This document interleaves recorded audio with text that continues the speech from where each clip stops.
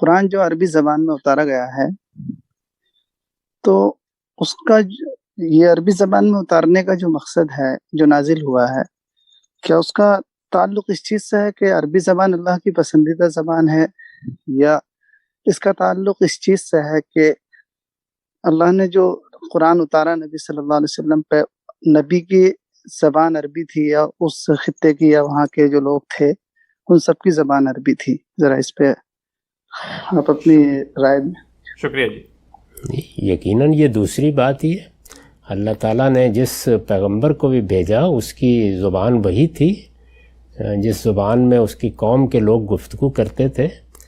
قرآن مجید نے تو اس کو خود واضح کیا ہے، بتایا ہے کہ ہم نے یہ آپ لوگوں کی زبان میں نازل کیا ہے، تو مخاطبین ہی کی زبان میں نازل کیا جائے گا۔ اگر قرآن عربی میں نہ نازل ہوتا تو پھر کون سنتا اور کون پڑھتا اس کو؟ تو اس لیے یہ کوئی اصول نہیں ہے کہ یہ اللہ کی پسندیدہ زبان ہے، سب زبانیں اللہ کی پسندیدہ ہیں، اور مختلف پیغمبروں کی کتابیں بھی نازل ہوئی ہیں اور وہ مختلف زبانوں میں بات بھی کرتے رہے۔ آخر عبرانی میں بھی پیغمبر آئے ہیں، آرامی میں بھی پیغمبروں نے گفتگو کی ہیں، یہ تو قریب کی تاریخ ہے، اور کچھ پتہ نہیں کہ پرانے زمانے میں کن کن زبانوں میں بات کرتے رہے ہوں گے، تو اس لیے اس کا کسی زبان کے پسندیدہ ہونے سے کوئی تعلق نہیں۔ ٹھیک ہے جی، بہت شکریہ۔